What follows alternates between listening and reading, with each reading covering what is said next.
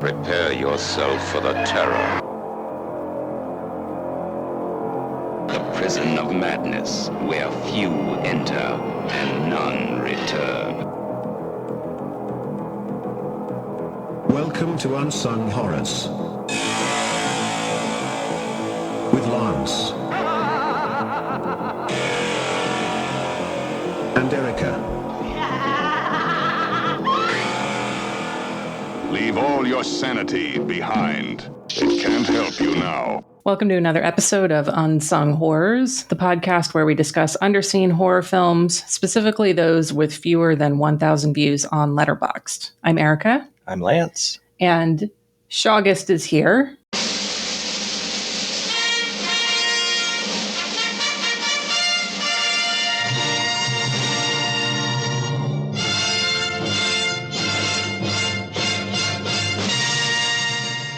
And that means we are watching Shaw Brothers horror films or horror adjacent, the horror elements, whatever. Yeah, it's mostly like fantasy horror with Shaw Brothers. Yeah, but, it is. Unless, I feel like when we first started with Shaw Brothers horror, it was very clearly like Corpse Mania, Bewitched, stuff like that. That's horror. Right. Now, Black magic. We're having to be a little bit more liberal with our with our definitions and just say it's got a horror tag on it, just count it. Yeah, exactly. If there's blood in it, it's horror. Someone got possessed, it's horror. There's a hopping vampire, horror, count it. But so this episode, we are going to be talking about Bloody Parrot from 1981. This is available to watch on YouTube. We'll have a link in show notes. And as of this recording, it has 494 views on Letterboxd. So a quick summary. If I can try. Okay, let's hear this. I know this is going to be tough. This is going to be like Portrait in Crystal and me trying to summarize that film. I still have nightmares trying to figure that movie out. So My favorite Shawgust memory / moment is just how committed you were to watching Portrait in Crystal before we had a version that didn't have the title of the film That's right. burned into the across the top of the screen, and you watched the whole thing that way. Yeah, what's funny with Bloody Parrot, when I was watching it, that happened. Like Portrait in Crystal just started forming on the screen because they're very. We'll talk about it, but these Hua Shan movies are, geez Louise. Yeah, they're a lot to take in.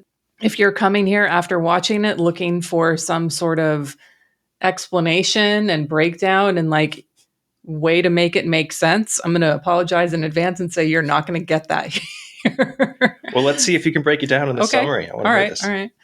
Swordsman Yi Ting Fang goes on a mission to find the Emperor's missing treasure with a side quest of tracking down the legendary Bloody Parrot, which is said to grant 3 wishes if you see it. Along the way, new characters are introduced every 5 minutes, so the viewer's mission is to either attempt to keep all of them straight or just stay focused on the 2 to 4 main characters. Choose your own adventure. That's it. That's about all I got out of this note. No, that was good. That was really good. But yeah, it's essentially just new character after new character. It's impossible to keep them straight. I've watched this movie 3 times. I watched it the first time a few years ago, and then rewatched it. You're trying to take notes while watching this is constantly pausing, rewinding. Exactly. It's so fast paced. It's so just non-linear.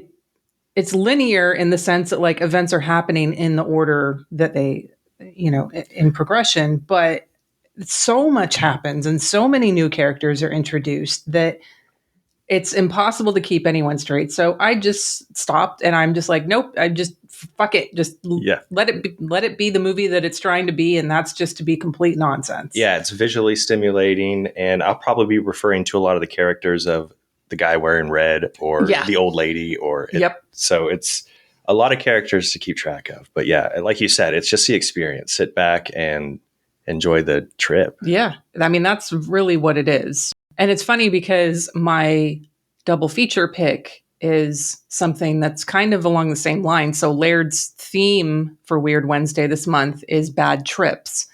And that's funny. I have some notes that I'll talk about this in a minute. But like and it was perfect because one of the films he showed was a Hong Kong film. It's not a Shaw Brothers, but it perfectly fit. And I was like, Laird, this is perfect fucking timing for my double feature pick. So thanks to him for that. We'll get to that at the end of the episode, though, when we go through double feature picks.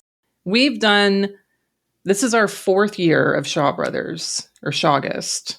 Yeah. So we have talked about Shaw Brothers Studios, who they are, how many movies they've done, well over 600. I think it's close to 700.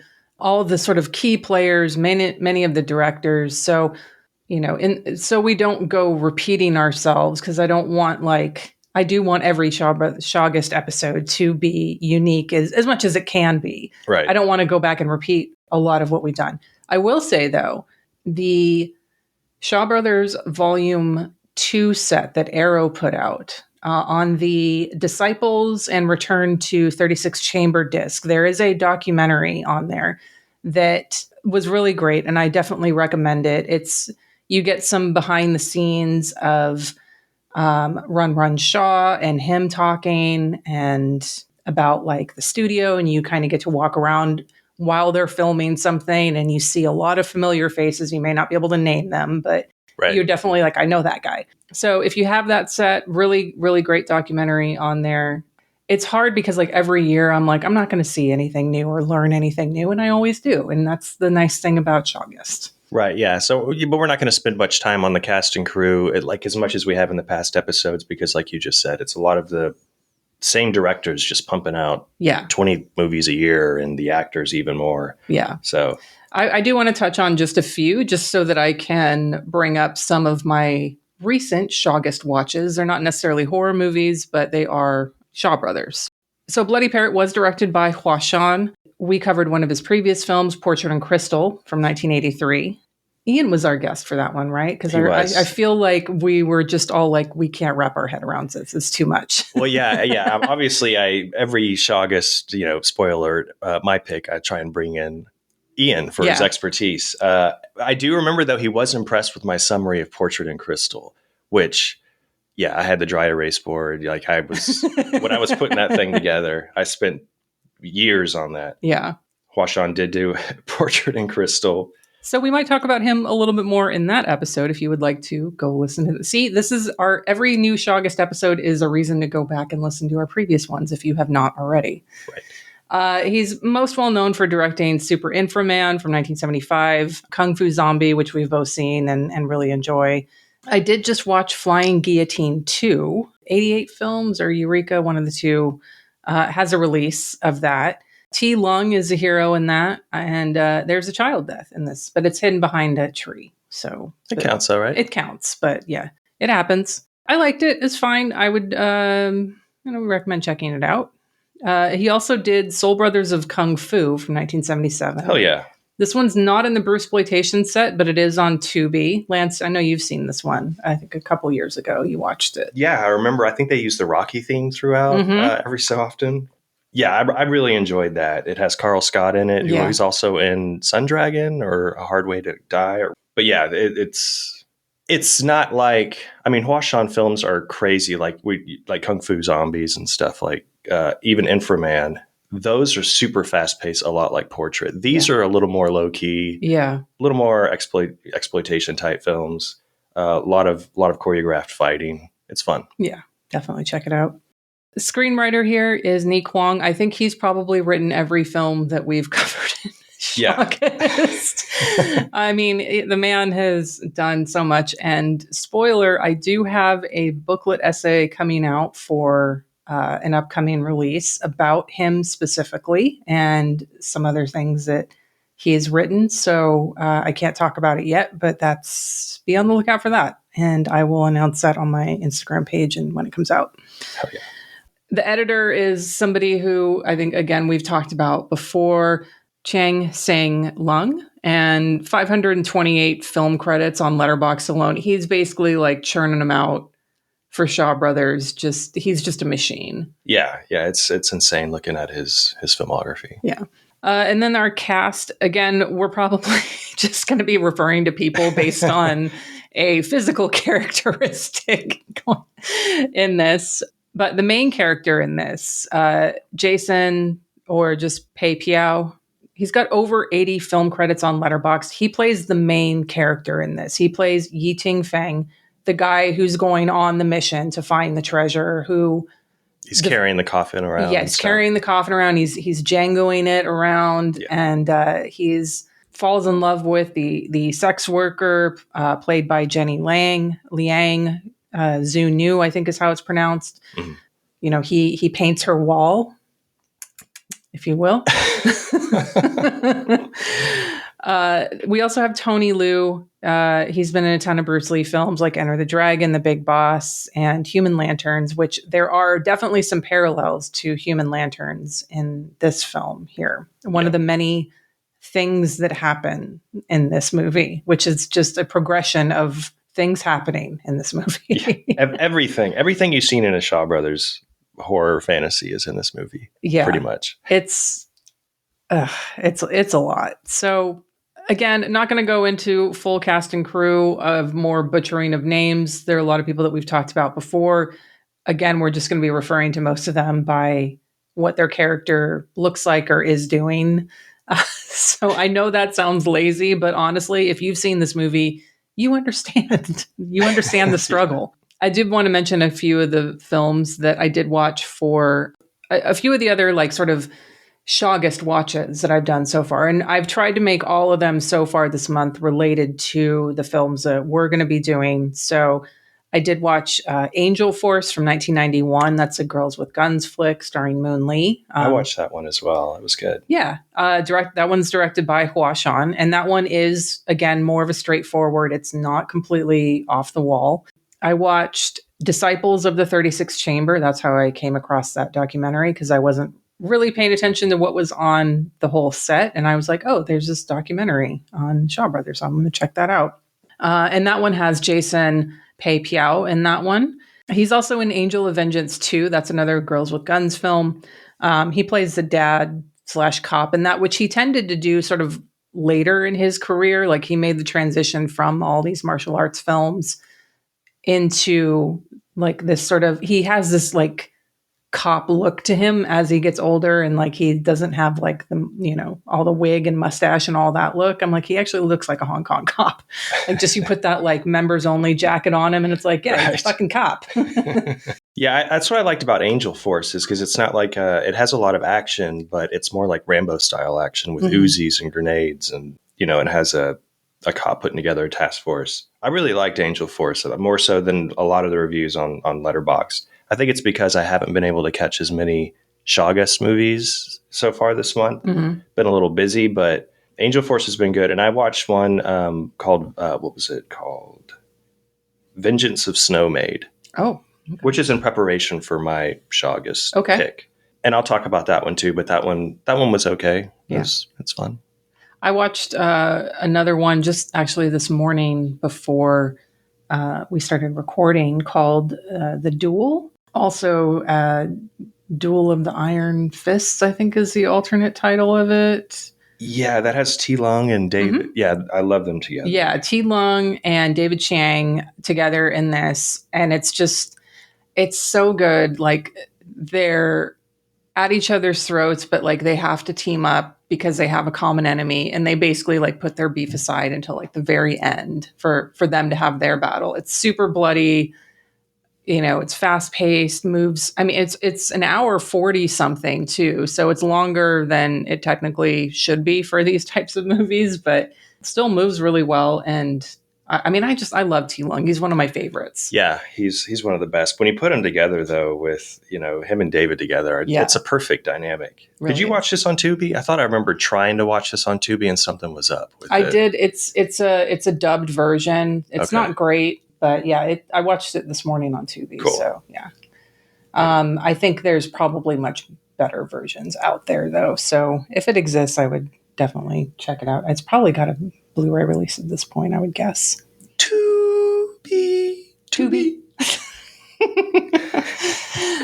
We'll take a sponsorship, Tubi. Either you or Letterboxd, since Letterboxd isn't getting back to me. Yeah, where are you? Seriously, come on. So yeah, not getting more into the cast and crew unless there's anyone you wanted to bring up or mention. No. Okay. I'd love to bring up the parrot, but we'll get to why we don't bring up the parrot at the end. I want to talk about the cat. It's my least favorite part of the film. I know. Get the fuck out of here with that shit. I know. It's terrible. I think probably your favorite part of this, though, is just the very opening, like the opening animated credits. Yes. Yeah. When I first watched this, I think I even said that maybe in my Letterboxd review or when we talked about it in Portrait in Crystal. But yeah, the parrot, it feels very Italian, kind of spaghetti Western type. You know, I love any type of animated credits, even National Lampoon's Christmas Vacation, which makes no sense to the movie. It's so odd. It's such an odd spot. But I think Sylvester Stallone's Oscar might have that too, a weird opening animated credits. But the parrot turning into is it Zunu? Turning into the naked, large-breasted woman. I think so. Perfect way to open up any film. Yeah. Every film should be doing that. Yeah, it's just like all these animated, beautiful credits, and then all of a sudden there's just a freeze frame of a real woman naked. Yes. Yeah. And I'm like, oh, well, yes, that's how you get my attention. I'm there. Yeah, I was immediately sold, and then they threw a curveball at me, like for the rest of the movie. Yeah. So we start with, I'm going to try with some plot, and then we'll talk about like horror elements and favorite parts, because I don't really know how else to tackle a film like this. So we have a guy in the beginning, Hua Shan, who sees the bloody parrot, and he gets 3 wishes. And his first wish is that the stolen treasure, the emperor had treasure stolen, that gets recovered. So it shows up, and then immediately after, his son is found dead after falling from a horse. So you think like, oh, is this going to be some sort of like monkey's paw type movie where like a bunch of different people like see the parrot and they get wishes and all these fucked up things happen? I would like that movie too, right, by the way, to happen. During this era. Like I would like Hua Shan in the 80s to make this movie. Because it would just be madness. Yeah, everybody getting their that's an amazing idea. You know what you could call it? The Parrot's Claw. Oh. I like the parrot idea, but I'm thinking, do some other random animal. Okay. I was just thinking it could be like a sort of unofficial sequel to this. Yeah. Okay. I like that. That works. Okay. I'll accept it. I appreciate you accepting it. Okay. So he thinks his son is alive again after making that his second wish, but then his wife kills him, so we think, to prevent him from opening the coffin, and then she kills herself because she killed her husband. That's all like the opening. Then the bloody parrot and the treasure disappears. Our main character, Yi Ting Fang, is then somehow accused of being involved with stealing the treasure. So he's like, no, I'm going to go track it down and prove my innocence. And so we're just following him for the rest of the film until we get to the end. I'm skipping around a lot because this movie is chaos and you can't not. We get to the end and it turns out that Guo Fang, the guy who saw the parrot and made the wishes, and then his wife killed him and then killed herself, she didn't actually kill him or herself. It was just a ruse to get the treasure at some point. And the parrot we're spoiling it. And you can't spoil this movie. Whatever. It doesn't matter. Nothing makes sense. Yeah, not even what we're telling you. Like I know. The parrot is just a light illusion. Like they use a lamp. An illuminated like parrot. Yeah. And they even show it on the ground as like this red lamp with a parrot cut out on it. And it's a little disappointing that it's not like a real supernatural thing. I wish it was. But there is enough other weird horror supernatural elements going on in the film to make up for the lack of supernatural parrot, I think. Yeah. No, you nailed it again. It's a literal Scooby-Doo moment where they're pulling faces. Yeah. Their disguise is off. Like it's like boom, zoinks. Like it's something that I love about these movies, but it does make them very cartoony, and you do kind of wish for, that supernatural element. Yeah.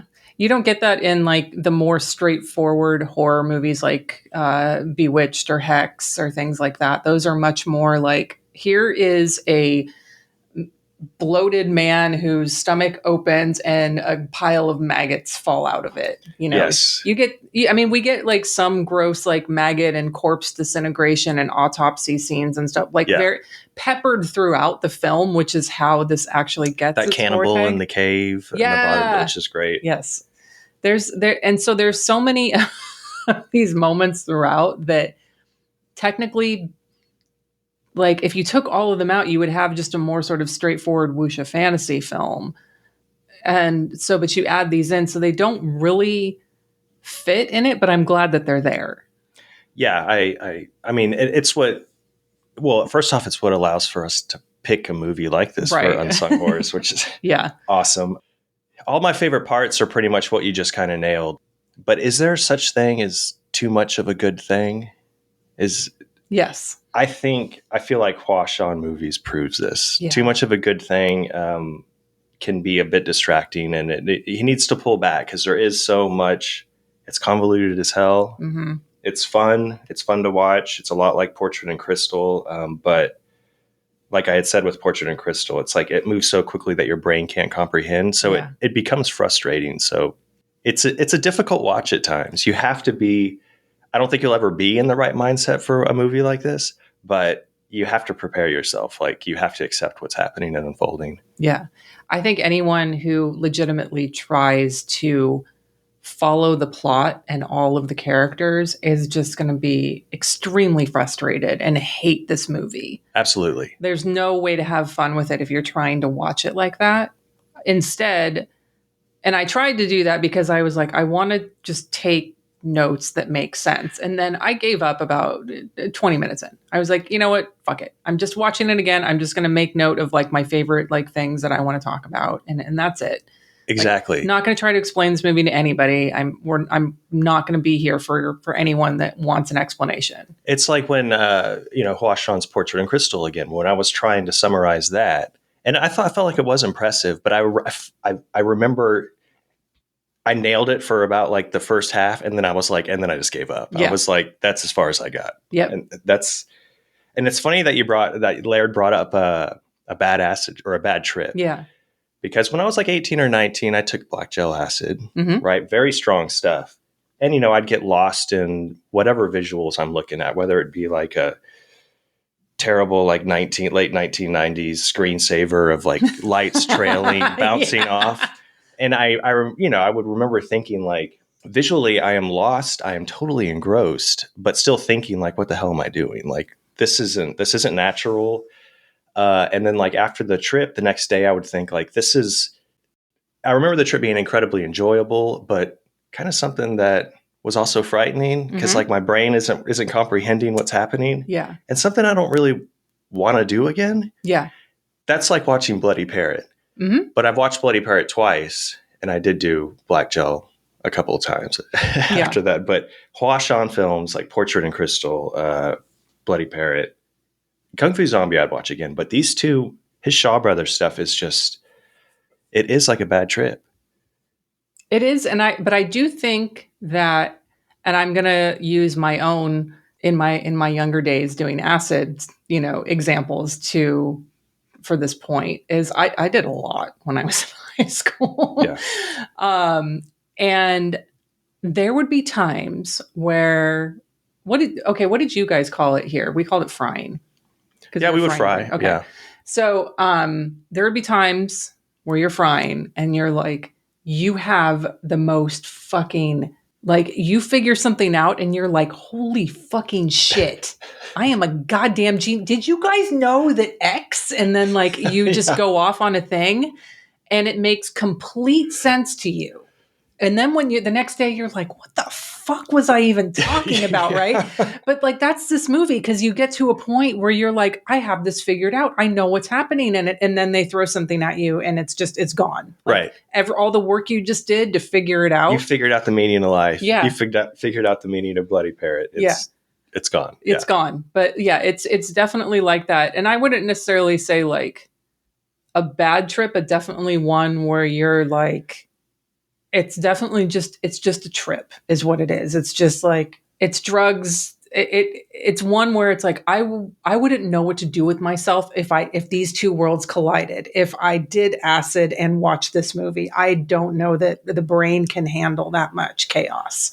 Yeah, that would be, I don't know. That would be a strange sensation. Mm-hmm. I don't partake anymore. Same. But anybody who listening that does, be safe. Yeah. If you do, report back to us. If you live, don't encourage them to do that. They're no. I mean, it's either, we're talking about how, it's not a bad trip. It's either the worst trip ever, or it's the most eye-opening experience that very few humans have gone through. Yeah. And I would oh man, you really got me going here.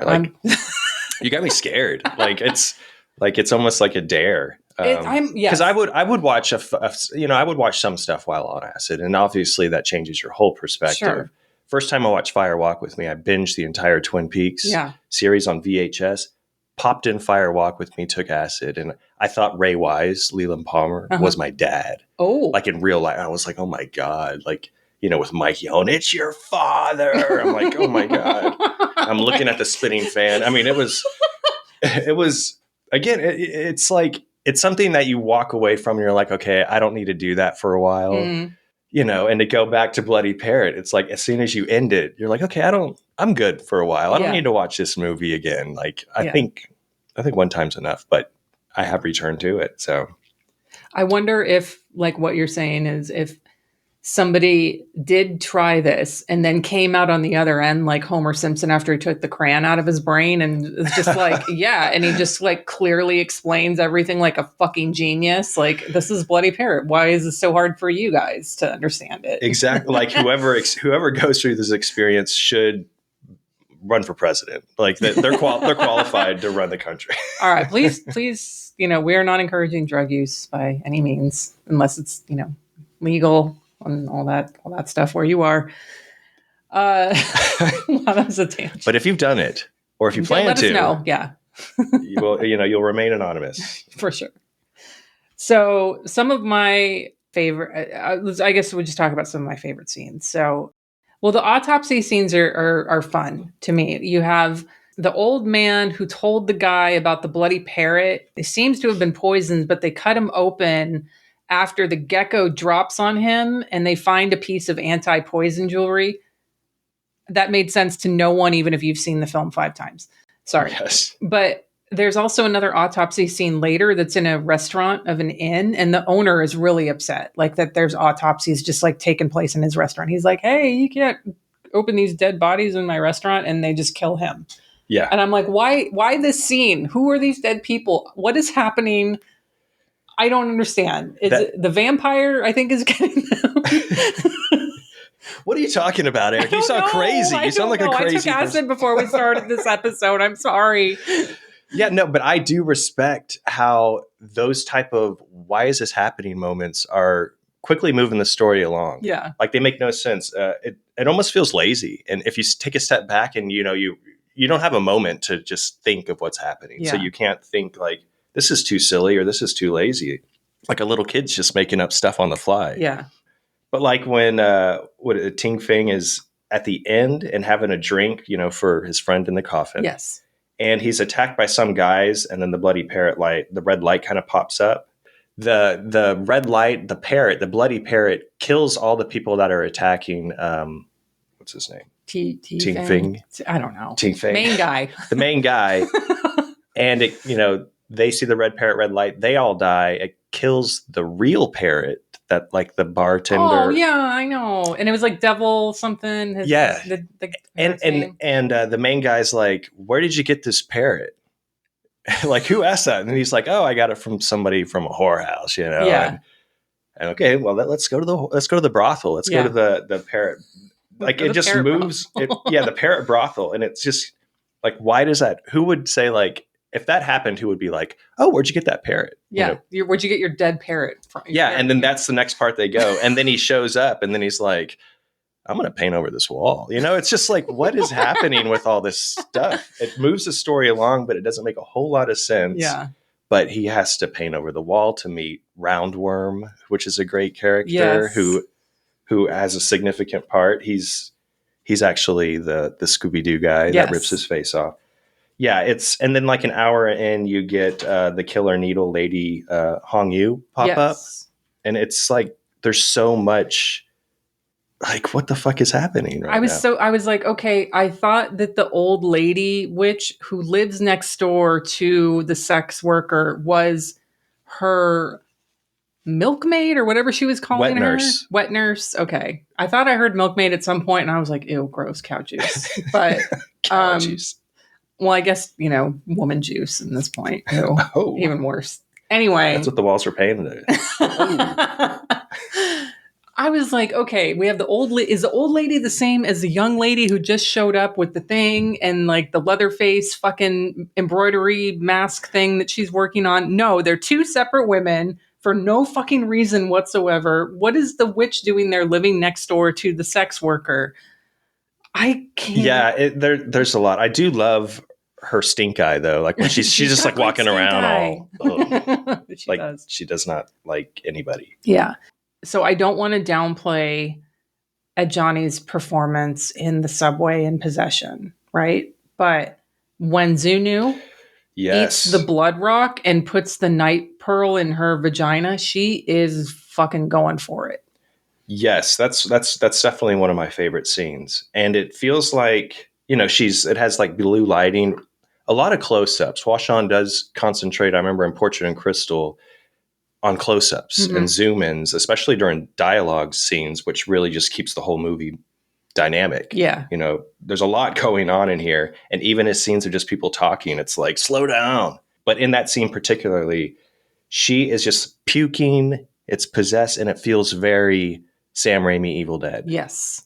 This has to be a direct inspiration because later on, one of a guard touches a dead body and then the hand starts kind of becoming possessed. Yes. And he cuts it off. Yes. It's very Ash Evil Dead 2, which obviously would be a great double feature, either Evil Deads, because it does have a lot of that same type of vibes. Yeah, absolutely. But that possession scene is one of my favorites, obviously, and she stuffs the night pearl inside her as well after eating the rock. Yeah. Like all right. You know what I appreciate too in this movie, and this is something that you don't see a lot of in Shaw Brothers movies: bush. There is a lot of nudity. And not just like topless, but like bush, like full, like especially in the mirror scene at the end where there's like 7 of her. And I was like, wow, they are not shy about the bush in this movie. I love that scene where at the end where they're in that little cavern with all the snakes. That felt very Indiana Jones with all the booby traps. Yeah, the maze mirror. And I totally respect, I think everybody should do this. If you're lost and you're trying to get out of an area, strip naked like Zunu. Yep. She was covering the mirrors to find her way out and know if she's been there before. But yeah, I love how Bloody Parrot kind of opens and ends with her just naked. Yeah. And you don't get that in Shaw Brothers a lot. If you do see a naked body, like in Corpse Mania, it's a dead body laying there. Yeah. But Zoo, she loves being naked, and I respect it. Yeah, absolutely. So there's a couple of scenes where like corpses get dissolved. I don't even know who the first one was. I feel like the subtitles were telling me that it was the town mayor that was doing the dissolving of the corpse. Yeah, that's what he said. Okay. And he's like, I'm the mayor and I'm just dissolving this corpse. Why? What? Are you here because you want your town to be clean and you're cleaning He's mentioned later on too. Like he's working with the main guy in red. Yeah. Who he's a very attractive man, that guy. Mm-hmm. He's like a scene stealer. But I guess he ends up dying. Like he just doesn't pop up. He's not the guy. I don't know where he went. I don't know what happened to him. I don't know. I do like the corpses dissolving though. I always love that effect. Yeah, I have that. That's another Evil Dead connection there too. Oh yeah, absolutely. Yeah, there's a lot. It has to be a direct inspiration. There's a lot of sword fights in here that are really great. Awesome choreography. Mm-hmm. Hong Yu, the girl who's doing like the skin embroidery, she slices or punches a guy and his eyeballs are hanging out of his face. I mean, there's a lot of horror elements in this, and it's mainly, all the maggots and stuff, mm-hmm. and all the autopsy scenes are my favorite too. There's multiple autopsy scenes with all the cutting open stomachs and all the fucking gross guts and whatever they ate's popping out. Yeah. I had a note here too. That was one of my favorite scenes is when the main guy is in the bottom at the end in the cave, and there's like a little, there's a bunch of snakes and a cobra pops up. Mm-hmm. And it squeaks like a rat. It's all I think they used the same sound effect for the parrot, and then a fake bat attacks him. Yes. And I know you love your fake bats. I do love the fake bats. Again, that scene just reminded me kind of like an Indiana Jones, which you can never go wrong when watching, especially a Shaw Brothers horror from the 80s, because they have the best set designs, and obviously they reuse them. Yeah. But the lighting, it's just eye candy. It's a visual experience because, like we said, you're not going to make sense of this story. Right. Yeah. The fake bat I love. There's a scene in my double feature pick that has a swarm of fake bats. And then at a certain point, they have actually real bats that look like they might really be getting hurt. And so I got really upset. No. I know. Speaking of really getting hurt, that one scene of that cat being choked. Oh, God, I know. And I don't, it shows the cat dead afterwards. It's clearly not dead. It's breathing. Yeah. It just has a little drop of fake blood on it. But she's really choking the cat. Yeah. Which maybe the cat liked. No. Animals don't like that, No, they don't. People, you do your thing with your kinks, but you keep that away from fucking animals. I'll say that right now. Yeah, it was a very sweet cat. Yeah. So one thing about the under the cavern scenes, like the mirror trap underground cave, I forgot to go back this morning and actually time it, but I feel like there's a really long extended period with no dialogue, save from like a few grunts and screams and stuff like that. When the two of them get separated, when main guy and Zunu get separated. Yeah. I feel like no dialogue. They're both just like searching around, maybe a few grunts. She might scream, but like no spoken words. Yeah. I did recall that. I did a rewatch last night, and it is I think that time period was when I was really watching the camera angles and the dynamic, because it was still moving at an incredible pace. Yeah. And there's no dialogue in those few minutes.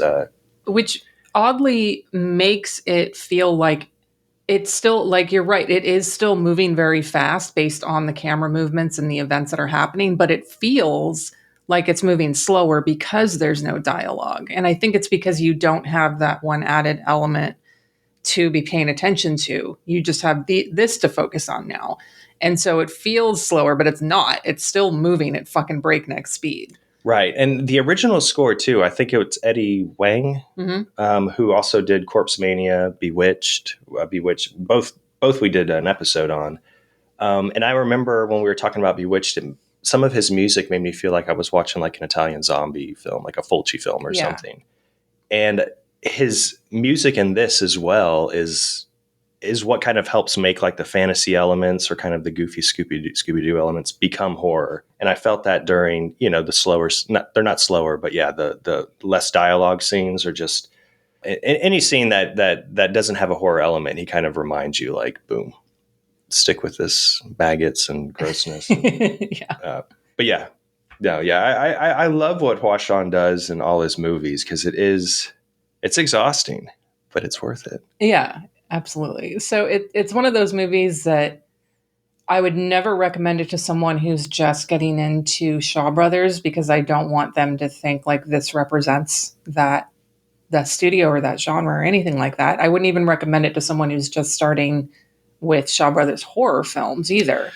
Like this is, this is like intermediate level, I think. Yeah, I mean, like, Boxer's Omen's one of my favorites, but I don't even know if I would say start with that. Like that one is so crazy as well. Sure. But visually it's the best thing on the planet. Yeah. I feel like you never start with like the best one. Like, you got to build up to that. So I would say like start out like horror wise, with like the Bewitched and the hexes. And I don't know if I recommend, Corpse Mania, depending on how you feel about necrophilia. Yeah. Everyone should be Black Magic was a good one.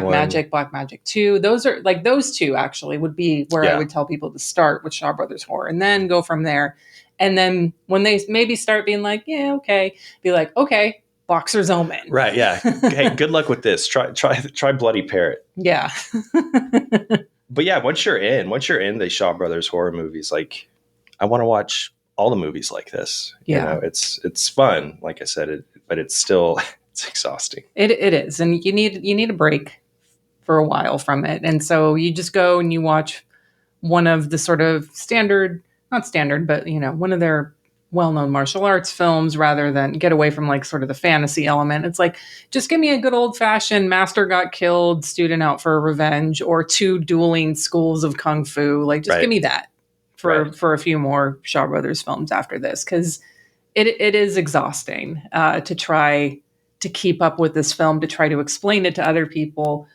I don't know why I picked this one for an episode, because it's hard to talk about. I mean, it's, I'm not saying that the Shaw Brothers horror pickings are getting slim, but they are. And I think was it last year we chose not even a Shaw Brothers? It was kind of it was because it was a Chang Che film. Right. So I was like, well, he's well known as the Shaw Brothers. So yeah, Nine Demons wasn't even a Shaw Brothers movie. Like, that's me, usually it's cheating. So, but like, there's plenty that have the horror movie tag on them. The problem is that with Shaw Brothers films, the martial arts ones are prioritized as far as like restoration and exactly. And then it's a matter of like, do the elements even still exist? Because goddamn fucking Mona Fong went around destroying a bunch of prints all over the place after, they decided they were shutting down. So, yes, the pickings are getting slim, and so maybe like future Shawgust will just be like, you know what?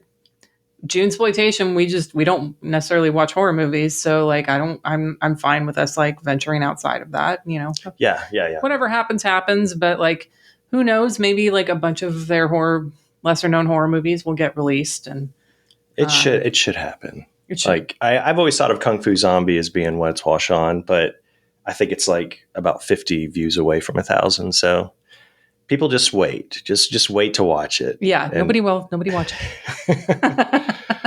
But I'm glad you picked Bloody Parrot. I think it was between this and Portrait and Crystal one time for me, and I was like, I watched Bloody Parrot. I'm like, oh, well, fuck that. Like, we'll get back to you. Yeah. But Portrait and Crystal again is just they're very both tough to decipher. But I'm glad you picked it. I mean, it's still one that I recommend, but again, it's not one that I recommend for someone new to Shaw Brothers horror. 100%. And honestly, first time I watched it, I gave it 4 stars. And this watch, I bumped it down because like, it is so hard to decipher and follow that it can be frustrating, even if you do let go and just say, you know what, I'm not going to try to follow it. There's something to be said for adding a little bit of order to your chaos, just a little bit, so that we can follow along a little better. Yeah, I agree. First time I watched it, a couple of years ago, I didn't even rate it. Yeah. I was stunned. I was in a daze. I did give it 3.5 though on yesterday's rewatch, so I agree with that rating. All right, we're in sync. What about a double feature pick, Lance? Okay, so I already mentioned, I think the Evil Dead 1 and 2 for obvious reasons would be great. I also thought of Bob Clark's Dead of Night or Death Dream from 1974 about the parents' dead son coming back from Vietnam. And, but I just decided to go with something that makes, it does make sense. I'm picking The Prey from 1983.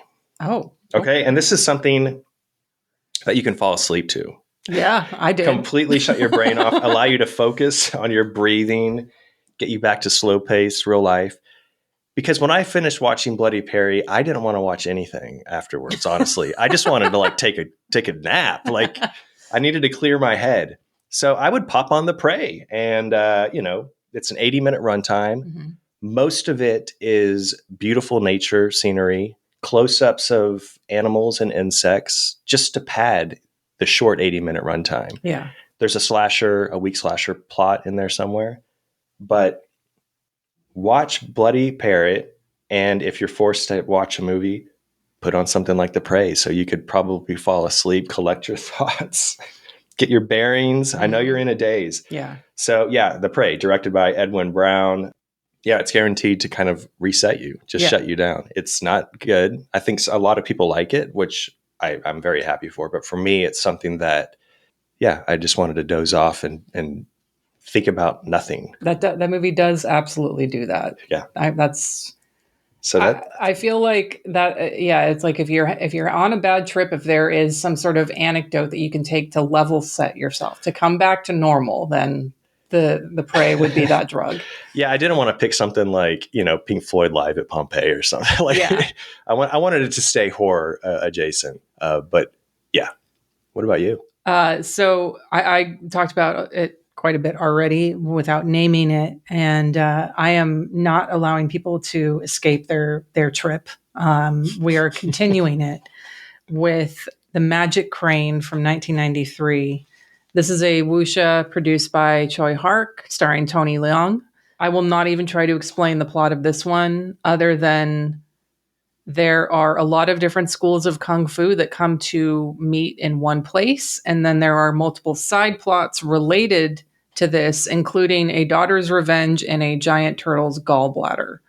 I know. What? I saw this on 35 last week for Weird Wednesday.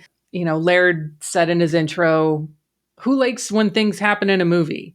And of course, we all clap. We're like, I like that. And he said, good, because lots of things happen in this movie. And that's what this is. It's just like Bloody Parrot. It's a series of like things happening to move you to the next plot point or event that's happening. But it's so extremely fast paced that you don't even have time to stop and think about what's happening. I honestly think this one might even move faster than Bloody Parrot and faster than Portrait and Crystal. Whoa. That's the insanity that this one is. And it has a giant crane in this bird, not like the forklift thing machine that helps the princess. So you've got, this is a Bird is the Word double feature. Yep. They also both have fake bats, like I mentioned.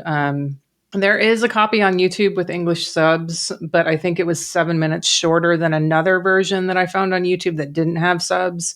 You can try that if you want, or maybe wait and hope that this print in particular, Laird said it was from someone's private collection, but it was played at the Hong Kong-a-thon a few years ago in New York. Maybe it'll make its way to your city. But if you have a chance to see it, I definitely recommend checking it out. I don't recommend taking drugs before seeing it, though. You don't need them to watch this film. So that's Magic Crane, 1993. But if you decide to, report back. Yes. All right, next movie, Lance. Okay, so my Shawgust pick is one that is very light on the horror, which has lately been the trend for Shaw Brothers. But I'm comfortable saying that some of our listeners might find it a little slow, especially after if you watch Bloody Parrot. And I understand why people think it's slow-paced. It's The Enchanting Ghost from 1970. Okay. It's a slow-paced melodrama / fantasy horror that concentrates on a young scholar who finds himself evicted from his home, and he decides to move into a remote abandoned house where he meets a mysterious woman, and they fall in love. And it's the history of that house where the horror element comes into play, and the tenants who used to live there. Okay.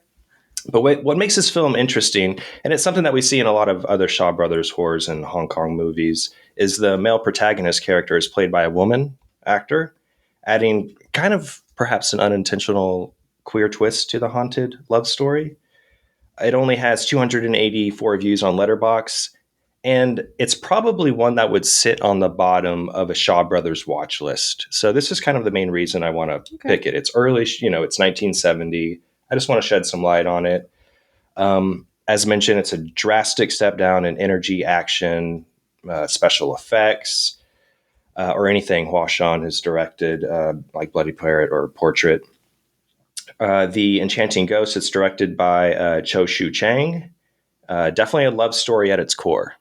I find it very relaxing. I think it's a good way to break up an always fun, action-filled Shawgust. Okay. And so since this is a love story, I have to bring someone who I love. So it wouldn't be Shawgust without him. And of course, I'm talking about Ian Jane from Rock Shock Pop and the Queen's Party comic podcast. Of course, he's done a boatload of commentaries for Shaw Brothers, releases from Shop Factory and 88 Films. We always have a ton of fun chatting with him. Yes. So something I love to do, something I'm looking forward to. So yeah, The Enchanting Ghost. We'll add the YouTube link where you can watch it. It's broken up into 10-segment playlist, but you can play it straight through. It's an okay quality with decent subtitles. The subtitles are a little faded and digitized, sometimes hard to read, but it's good enough to watch.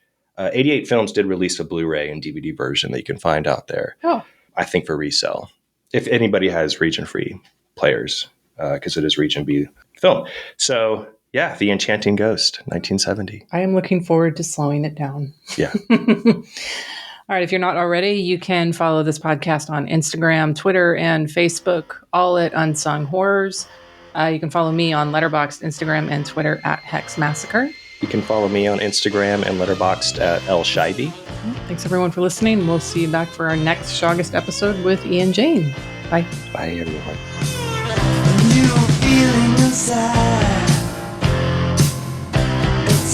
Certain kind, I feel hot and cold down my soul, baby. I can't explain,